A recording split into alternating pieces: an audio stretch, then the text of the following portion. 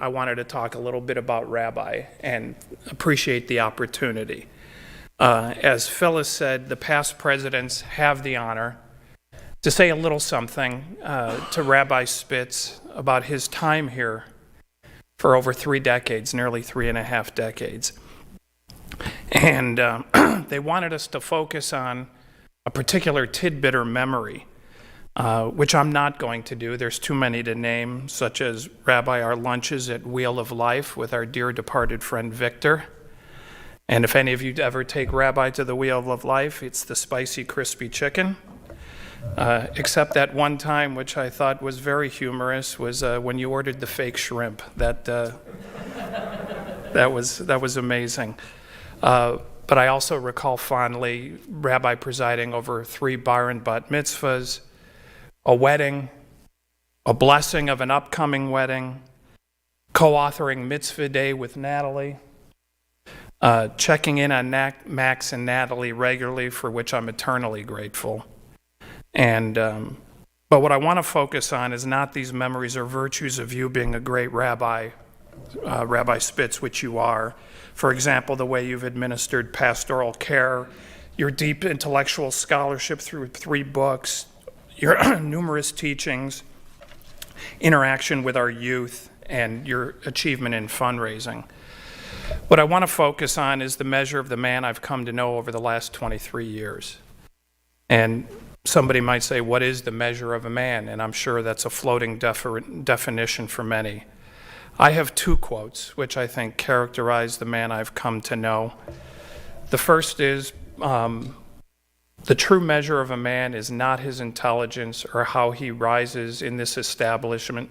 No, the true measure of a man is this: how quickly can he respond to the needs of others and how much of himself he can give. Think about that, how quickly he can respond to the needs of others and how much of himself he can give.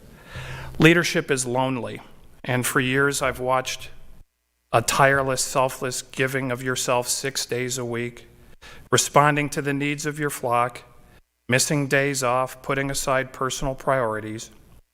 I wanted to let everybody know, as someone who's partnered with you and worked with you, that this rabbi has worked his behind off in service of this congregation, caring for its community members, ministering to those in need, and seeing us in our hard times, and yes, sometimes not at our best, always keeping confidences, never gossiping, and never asking, what about me, or never with a complaint.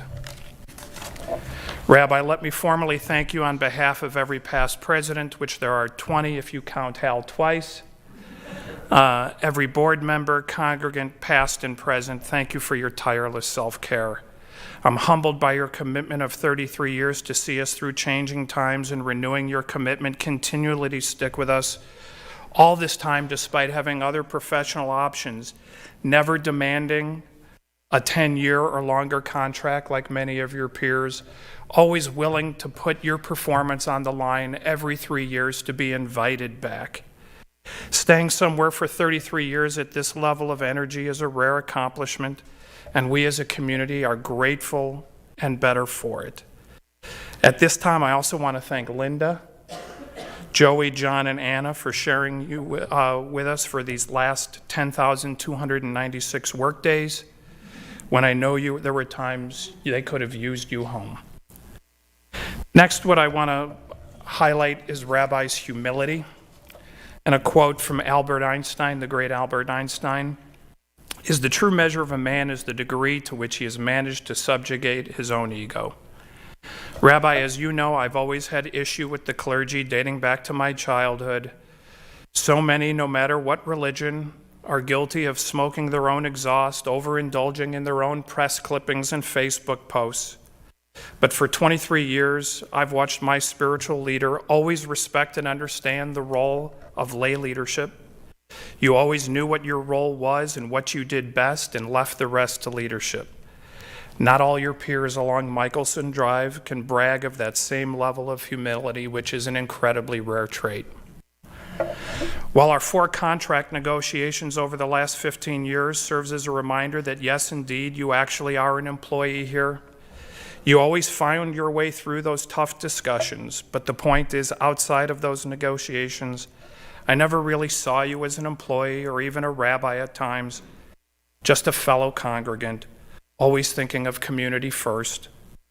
And symbolic of that is the amount of time, just as you are now, like many rabbis don't, sitting amongst your flock, not above your congregants, always willing to let other clergy members or lay leaders or Torah readers, and respecting the participative congregation. Again, a rare trait. So, Rabbi, in closing, I have no great blessing for you or charge, as you and Linda have always charted your own course anyways. What I can say with a grateful heart is thank you for your undying service, your pastoral care, and your tireless commitment and friendship to my family. Godspeed in whatever's next. Shabbat Shalom.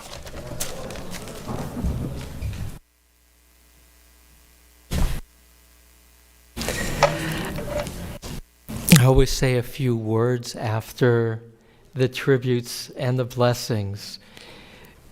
To be a rabbi is to be a privileged person, to have the fortune of representing the community in so many ways, to be a symbol of Torah, and even in some cases to be a symbol of God. And it's a challenge to always remember the divide between being a symbol and being oneself. And it requires partners. I said to Michael over lunch last week that we negotiated together 4 times. Negotiations are never easy. I have negotiated with many other presidents and in other situations. My negotiations with you, Michael, which I'll add, he's a human resource executive on the highest level of skill. Negotiating with you, Mike, was to know that I wouldn't always get what I wanted fully, but always to feel at the end that I was treated with respect and fairness. I love you and Natalie deeply, and I respect you greatly. It's a privilege to have you as friends and Linda in my life. Thank you.